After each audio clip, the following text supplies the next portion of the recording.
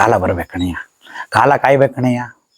ಕಾಲಕ್ಕಿಂತ ವೇಗವಾಗಿ ಮನಸ್ಸನ್ನು ಓಡಿಸ್ಬಾರ್ದು, ಕಾಲಕ್ಕಿಂತ ನಿಧಾನವಾಗ್ಲೂ ನಾವು ಉದಾಸೀನವಾಗಿರ್ಬಾರ್ದು ಕಣಯ್ಯ. ತಲೆ ಉಪಯೋಗಿಸ್ ನೋಡೋಣ, ಎಲ್ಲ ಈ ಮಾವನ್ನೇ ಕೇಳಬೇಡ, ನಿಂದು ಸ್ವಲ್ಪ ತಲೆ ಉಪಯೋಗಿಸು. ಆಗತ್ತೆ ಕಣಯ್ಯ. ಅಂದ್ರೆ ನಂಗೆ ಆಗುತ್ತೆ ಅಂದ್ರಲ್ಲ ಅಷ್ಟೇ ಸಂತೋಷ. ಆದರೆ ಎಲ್ಲ ಅವ್ರು ಹೇಳಿದ್ದು ಒಂದೊಂದು ಅಕ್ಷರನ್ನು ತಲೆ ಒಳಗಡೆ ರೆಕಾರ್ಡ್ ಆಗಿತ್ತು. ಓ ಏನಯ್ಯ ಇದನ್ನೆಲ್ಲ ತೋಟ ಮಾಡಬೇಕು ಅಂತಿದ್ದೀರನಯ್ಯ ಅಂತ. ಗುರುಗಳೇ ಮಾಡಬೇಕು ಅಂತಿದೆ. ನೀನು ತುಂಬ ಜಮೀನು ಮಾಡ್ತೀಯ ಕಣಯ್ಯ, ಮುಂದೆ ನೀನು ತುಂಬ ಭೂಮಿ ಮಾಡ್ತೀಯ ಕಣಯ್ಯ ಅಂತ ಹೇಳಿದರು. ಇವತ್ತು ನಿಜ ಆಗಿದೆ, ಹಂಗಾಗಿ ಹೇಳ್ಬೋದು. ಅವತ್ತು ನನಗೆ ಗೊತ್ತಿಲ್ಲ, ಇದೆಲ್ಲ ನಂಗೆ ಗೊತ್ತಿಲ್ಲ. ಸಾಮಾನ್ಯ ಇವತ್ತ ಅಯ್ಯೋ ಕಾಲುವೆ ನೀರು ಯಾರು ಕುಡಿಯೋದು ಉಂಟಾ? ಏನು ಅನ್ಕೋಬೇಡ ಕಣಯ್ಯ, ಇವೆಲ್ಲ ಪರಿಶುದ್ಧ ಇದೆ ಕಣಯ್ಯ, ಕುಡಿಯೋರೆ. ನಾವು ಕುಡಿದ್ವಿ, ಒಂದು 2-3 ಬಕ್ಸೆ ನೀರು ಕುಡಿದ್ವಿ. ನನಗೆ ತುಂಬ ಚೆನ್ನಾಗಿ ಜ್ಞಾಪಕ ಇದೆ. ಅಂದರೆ ನಮಗೆ ಆಶ್ಚರ್ಯ ಆಗ್ತಿರ್ಲಿಲ್ಲ, ಯಾಕಂದರೆ ಗುರುನಾಥರು ಸಹಜ ಸ್ವಭಾವನೆ ಅದು. ಏನೇ ನೋಡಿದ್ರು ಅದನ್ನು ಸಂಪೂರ್ಣ ಶೋಧನೆ ಮಾಡ್ತಕ್ಕಂಥದ್ದು ಒಂದು ಚೈತನ್ಯ ಶಕ್ತಿ ಸಿದ್ಧಿ ಅವರಲ್ಲಿತ್ತು.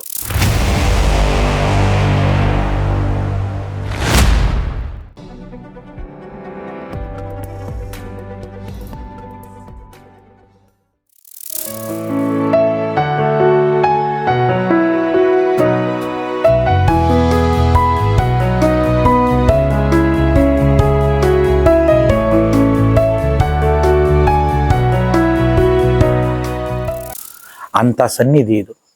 ಗಾಳಿ ಬೆಳಕಲ್ಲೆಲ್ಲ ಇತ್ತು. ನಮ್ಮ ಅಪ್ಪ ಅಜ್ಜ ಮುತ್ತಜ್ಜನ ಕಾಲದಿಂದ ಇದಕ್ಕೊಂದು ಗುಡಿ ಮಾಡಬೇಕು ಅಂತ ತುಂಬ ಇತ್ತು. ನಮ್ಮ ಅಜ್ಜನ ಕಾಲದಲ್ಲಿ ಆಗಲಿಲ್ಲ, ಸಾಕಷ್ಟು ವಿಘ್ನಗಳು ಬಂತು. ಕತೆ ಹೇಳಕ್ಕೆ ಹೋದರೆ ತುಂಬ ಜಾಸ್ತಿ ಇದೆ. ಆದರೆ ನಮ್ಮ ತಂದೆ ತುಂಬ ಪ್ರಯತ್ನ ಮಾಡಿದರು.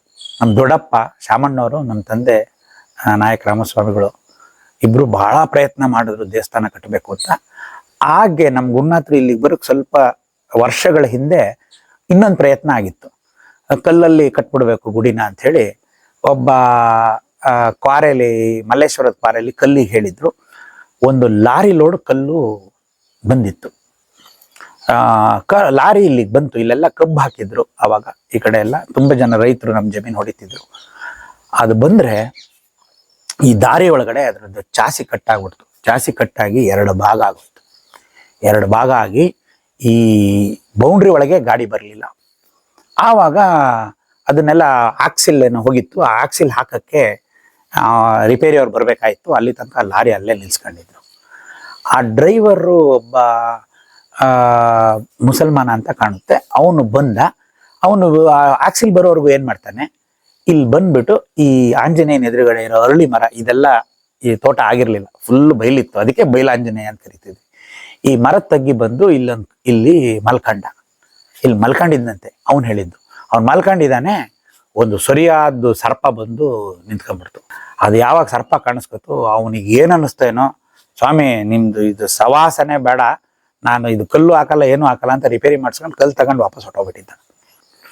ಅವನು ಈ ಥರದ ಘಟನೆ ಇಲ್ಲಿ ತುಂಬ ನಡೆದಿದೆ. ದೇವಸ್ಥಾನಕ್ಕೆ ಪ್ರಯತ್ನ ಆದಾಗ ಬಾಣೂರ್ನವರು ಈ ಆಂಜನೇಯನ ತೊಗೊಂಡೋಗಿ ಒಂದು ಕಾಲದಲ್ಲಿ, ನಮ್ಮ ಅಜ್ಜನ ಕಾಲದಲ್ಲಿ, ಬಾಣೂರಲ್ಲಿ ದೇವಸ್ಥಾನ ಮಾಡ್ತೀವಿ ಅಂತ ಹೇಳಿ ಎಲ್ಲ ನಮ್ಮ ಅಜ್ಜ ಯಾವುದೋ ಕೋರ್ಟ್ ಕೇಸಿಗೆ ಹೋಗಿದ್ದಾರೆ. ಆವಾಗ ಇಲ್ಲಿ ಬಂದು ಪೂರ್ತಿ ಗುದ್ಲಿ ಸಂಖ್ಯೆ ಎಲ್ಲ ತಗೊಂಬಂದು ಆಂಜನೇಯನ ಕಿತ್ಕೊಂಡು ಹೋಗ್ಬೇಕು ಅಂತ ಮಾಡಿದ್ರಂತೆ. ನಮ್ಮಪ್ಪ ಅದೆಲ್ಲಿ ಬಿಡ್ತೀನಿ, ಸ್ಟೇಷನ್ಗೆ ಹೋಗ್ತೀನಿ, ಪೊಲೀಸ್ ಸ್ಟೇಷನ್ಗೆ ಹೋಗಿದ್ರಂತೆ. ಆವಾಗ ಒಂದು ಸರ್ಪ ಬಂದು ಆಂಜನೇಯನ ಹತ್ರ ನಿಂತ್ಕೊಂಡಂತೆ. ಎಲ್ಲ ಹೆದರ್ಕೊಂಡು ಬಿಟ್ಟೋಗಿದ್ರು. ಇಲ್ಲಿ ನಾವು ನೋಡಿದ್ದೀವಿ, ಇಲ್ಲ ಸಂಚಾರ ಇದೆ, ನಾಗೊಂದು ಸಂಚಾರ ಇದೆ. ಈ ಥರ ಇದಕ್ಕೆ ಏನು ಮಾಡೋಕ್ಕೆ ದೇವಸ್ಥಾನ ಅಂತ ಹೋದ್ರು ವಿಘ್ನ ಬರ್ತಿದ್ದಿದ್ದು ಕಾಲ.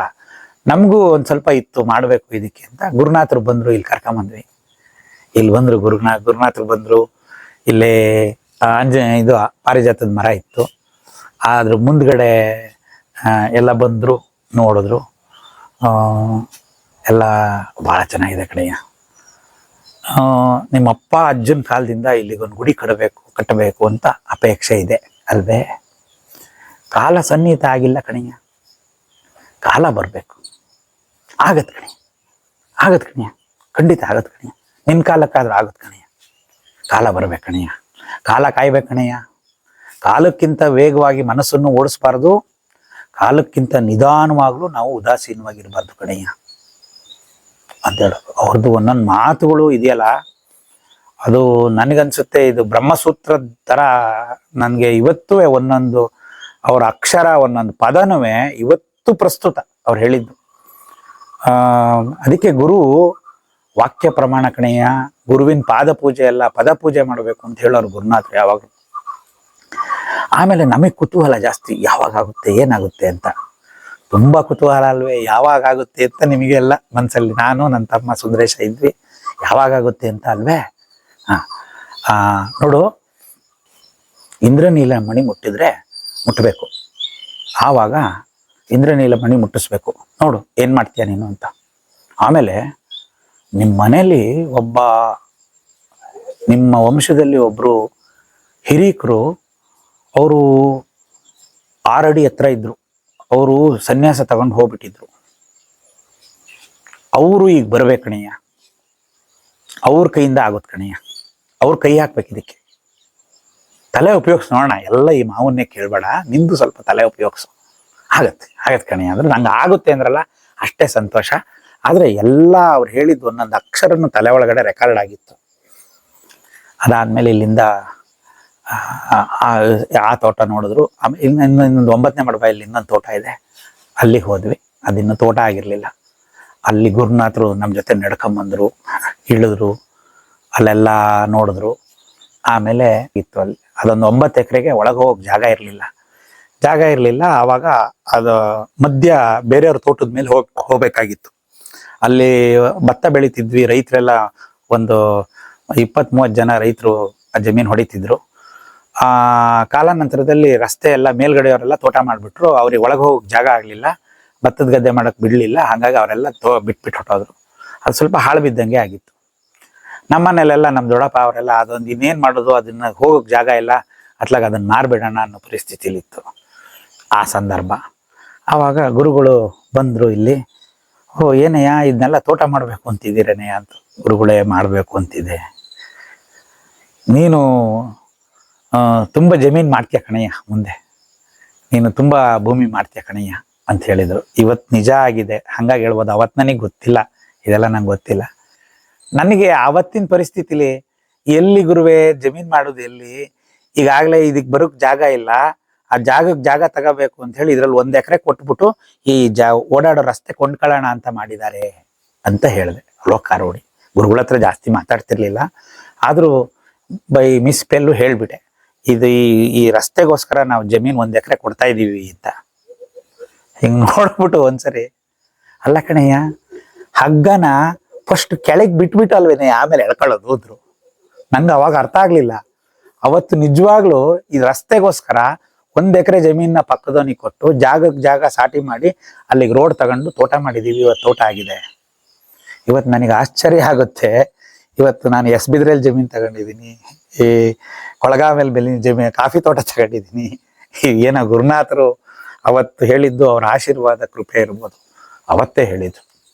ಅದಾದ್ಮೇಲೆ ಅಲ್ಲಿ ಬರ್ತಾ ದಾರಿಲಿ ಬಾಯಿ ಮಾತಿಗೆ ಬ್ರಹ್ಮಸಮುದ್ರದ್ದು ಕಾಲುವೆ ಏನಿದೆ ಅದ್ರ ನೀರು ಕುಡಿಬೇಕು ಕಣಯ್ಯ ಅಂತ ನನಗೆ ತುಂಬ ದಿವಸದಿಂದ ಆಸೆ ಇದೆ ಅಂತ ಹೇಳಿದ್ರು. ನಾನು ಅಲ್ಲಿ ನೋಡಿದೆ, ಇದು ಅಲ್ಲಿ ಕಾಲುವೆಯಲ್ಲಿ ನೀರು ಹರಿತಾ ಇತ್ತು. ಅದು 9ನೇ ಮಡಬಾಯಲ್ಲಿ ಬರುತ್ತೆ. ನಮ್ಮ ಜಮೀನ್ ಮೇಲೆ ಆ ಗದ್ದೆಗೆ ಹರಿಯುವಂಥ ಸಾರಡಿ ಒಳಗಡೆ ನೀರು ಬರ್ತಿತ್ತು. ಒಂಚೂರು ಹಿಡ್ಕಳಯ್ಯ ಅಂದರು, ಹಿಡ್ಕೊಂಡೆ. ಸಾರಡಿ ಮುಂದ್ಗಡೆ ಕ್ಲೀನಾಗಿ ಕುಕ್ಕರ್ಗಾಲಲ್ಲಿ ಕೂತ್ಕೊಂಡ್ರು. 2-3 ಬಕ್ಸೆ ನೀರು ತಗೊಂಡು ಗುರುಗಳು ಕುಡಿದ್ಬಿಟ್ರು. ಸಾಮಾನ್ಯ ಇವತ್ತ ಅಯ್ಯೋ ಕಾಲುವೆ ನೀರು ಯಾರು ಕುಡಿಯೋದು ಉಂಟಾ? ಏನ್ ಅನ್ಕೋಬೇಡ ಕಣಯ್ಯ, ಇವೆಲ್ಲ ಪರಿಶುದ್ಧವಾಗಿದೆ ಕಣಯ್ಯ, ಕುಡಿಯೋರೆ. ನಾವು ಕುಡಿದ್ವಿ, 2-3 ಬಕ್ಸೆ ನೀರು ಕುಡಿದ್ವಿ. ನನಗೆ ತುಂಬ ಚೆನ್ನಾಗಿ ಜ್ಞಾಪಕ ಇದೆ. ನೋಡಯ್ಯ, ಈ ನೀರು ಕುಡಿಬೇಕು ಅಂತ ಎಷ್ಟೋ ದಿನ ನನಗನ್ಸಿದ್ದು ಹೌದು. ನೀವುಗಳೆಲ್ಲ ಸಾಕಾರ ಮಾಡ್ಬಿಟ್ರಿ ಕಣಯ್ಯ, ಕುಯ್ ಮುಗಿದ್ರು ನಮಗೆ. ನಿಮ್ಮಿಂದ ಸಾಕಾರ ಆಯ್ತು ಕಣಯ್ಯ.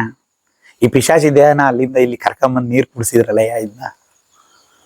ಅಂದ್ರೆ ಮನ್ಸಲ್ಲಿ ಒಂದು ಅನ್ಕೊಂಡ್ರೆ ಅದು ಆಗುತ್ತೆ. ಆದಾಗ ಅದರಲ್ಲಿ ನಮ್ದು ಏನು ಕಡ್ದು ಎತ್ತಾಕಿದ್ದೀವಿ ಅದನ್ನೆಲ್ಲ ನೆನೆಸುವಂಥದ್ದು, ಆ ಕೃತಜ್ಞತಾ ಭಾವ ಪ್ರತಿಯೊಂದರಲ್ಲೂ ಪ್ರತಿಯೊಬ್ಬರಲ್ಲೂ ಇದೆಯಲ್ಲ. ಇದನ್ನ ನಾವು ಗುರುನಾಥರಿಂದ ಕಲಿಬೇಕು. ನಿಜವಾಗ್ಲು ನಾವು ಇದನ್ನೆಲ್ಲ ನೋಡ್ಬಿಟ್ಟು ಹೌದಾ ಅಂತ ಅನ್ಕೋತಾ ಇದ್ವಿ. ಆ ಥರ ಗುರುಗಳು ಮಾಡಿದ್ರು. ಅಲ್ಲಿಂದ ಹೊರಗೆ ನಡ್ಕೊಂಬಂದ್ವಿ. ನಾನು ಯಾಕೆ ಈ ವಿಷಯದಲ್ಲಿ, ನಾನು ಹೇಳ್ತಾ ಇರೋ ವಿಷಯದಲ್ಲಿ ಹುರುಳಿಲ್ದಲೇ ಇರ್ಬೋದು, ಆದರೆ ಸೂಕ್ಷ್ಮತೆನ ಎಲ್ಲರೂ ಗಮನಿಸ್ಲಿ. ಗುರುನಾಥರದ್ದು ಒಂದು ಇಂಗಿತಜ್ಞತೆ, ಅವ್ರದ್ದು ಸಂವೇದೆ, ಅವರ ಯೋಚನೆ ಲಹರಿ ಯಾವ ರೀತಿ ಇತ್ತು ಅನ್ನೋಕ್ಕೆ ನಾನು ಇದನ್ನೆಲ್ಲ ಇಷ್ಟು ವಿಸ್ತಾರವಾಗಿ ಹೇಳ್ತಾ ಇದ್ದೀನಿ. ಅಲ್ಲಿಂದ ಹೊರಗೆ ಬಂದ್ವಿ. ನಮ್ಮ ಪಕ್ಕದ ತೋಟದಲ್ಲಿ ಚಂದ್ರಣ್ಣ ಅಂತ ಅವರು, ಚಂದ್ರಶೇಖರ್ ಅಂತ ಬಾಣೂರವರು, ಅವರು ಅವರದ್ದು ತೋಟ. ಅಲ್ಲಿ ಅವರು ತೀರೋಗಿದ್ರು. ಅಲ್ಲಿ ಒಂದು ಅವ್ರದ್ದು ಲಿಂಗೈಕ್ಯರಾದರೆ ಅದಕ್ಕೊಂದು ಸಮಾಧಿ ಥರ ಮಾಡ್ತಾರೆ, ಒಂದು ಕಲ್ಲಿಂದ ಹಾಸುಗಲ್ಲೆಲ್ಲ ಕಟ್ಟಿದ್ರು. ಗುರುನಾಥರು ಬಂದರು, ಅವ್ರನ್ನ ಹೇಳಿದ್ನಲ್ಲ ಪಾತಾಳ ಗರಡಿ, ಹಿಂಗೆ ನೋಡಿದ್ರು, ಅದನ್ನೇ ನೋಡ್ತಾ ಇದ್ರು. ನಾವು ನೋಡ್ತಾ ಇದ್ವಿ. ನಾವೇನು ಈ ಗುರುನಾಥರಿದ್ದಾಗ ಏನು ಮಾತಾಡಲ್ಲ, ಹಿಂಗೆ ನೋಡ್ಬಿಟ್ಟು ಚಂದ್ರ ಹೋಗ್ಬಿಟ್ನೇನಯ್ಯ. ನಾನು ಈ ಪಕ್ಕದ ತೋಟ ಚಂದ್ರಶೇಖರ್ ಅವ್ರದ್ದು, ಚಂದ್ರಣ್ಣ ತೀರೋದ್ರು ಅಂತ ಅವ್ರು ಕೇಳಿದ್ರೆ ಹೇಳ್ಬೇಕು ಅಂತ ರೆಡಿ ಮಾಡ್ಕೊತಾ ಇದ್ದೀರಿ ಒಳಗಡೆ. ಇಲ್ಲಿಂದ ಇಲ್ಲಿಗೆ ಬಂದೇ ಇಲ್ಲ ಅದು. ಚಂದ್ರ ಹೋಗ್ಬಿಟ್ಲೇನಯ್ಯ. ನಮಗೆ ಅಂದ್ರೆ ನಮಗೆ ಆಶ್ಚರ್ಯ ಆಗ್ತಿರ್ಲಿಲ್ಲ, ಯಾಕಂದ್ರೆ ಗುರುನಾಥರು ಸಹಜ ಸ್ವಭಾವನೆ ಅದು.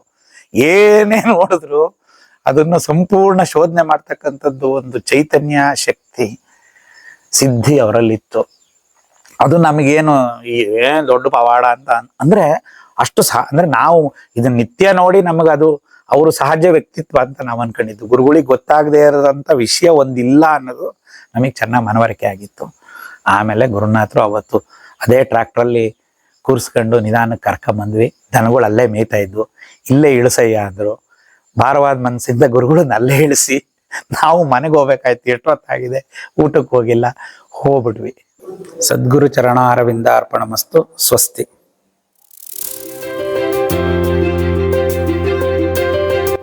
ದಯಮಾಡಿ ಲೈಕ್ ಮಾಡಿ, ಶೇರ್ ಮಾಡಿ, ಸಬ್ಸ್ಕ್ರೈಬ್ ಮಾಡಿ, ಮರೆಯದೆ ಬೆಲ್ ಬಟನ್ ಒತ್ತಿ.